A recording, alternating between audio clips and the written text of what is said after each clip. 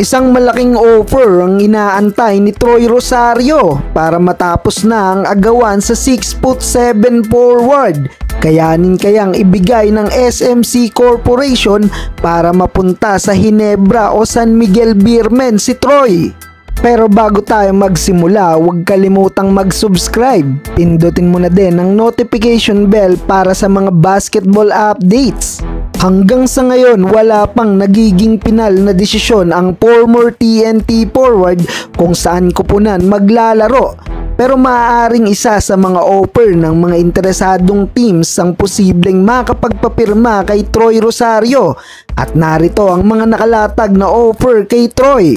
Simulan natin sa former team nito na Blackwater Bossing. Matapos ang naging pamamaalam ni Troy sa former team nito na Blackwater, mukhang desidido na talaga si Troy na umalis ng koponan. Kahit napabalitang nag-offer ang Blackwater ng malaking sahod para kay Troy na nagkakahalaga ng 900,000 pesos a month, including ang perks and bonuses for 5 years.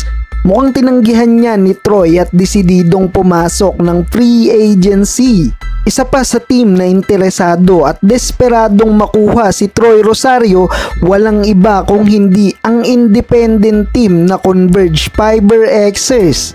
Nakipag-meeting na si Troy sa mga Converge bosses at plano ng Converge na bigyan ng malaking role sa kupunan ang 6'7" forward at may offer na 950,000 pesos a month upang pangunahan ang paghahangad ng Fiber Xers na kunin ang kanilang first title championship sa PBA. Ayon sa report, in-outbid ng Converge ang offer ng Blackwater Bossing at TNT Tropang Giga. Speaking of TNT Tropang Giga, nagpakita na rin ng interes ang former team ni Troy na TNT.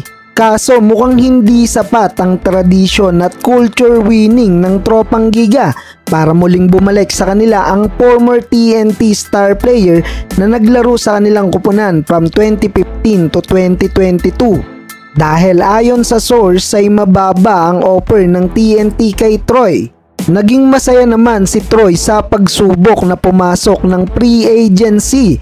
Naramdaman daw ni Troy ang value niya as a player dahil sa kabi-kabilang offer na natatanggap niya mula sa iba't ibang kupunan. Pero ito ang inaabangan mangyari ng mga PBA fans at posibleng huling inaantay ng former Blackwater forward. Nakatakda na makipag-meeting si Troy Rosario sa next week sa SMC Group at malaki ang posibilidad na dito pumirma si Rosario. Pero magkakatalo pa rin yan sa contract at magiging offer kay Troy. Sinasabi namang maraming gaps ang kayang punan ni Troy Rosario kung mapupunta siya sa kupunan ng Barangay Ginebra o San Miguel Beermen.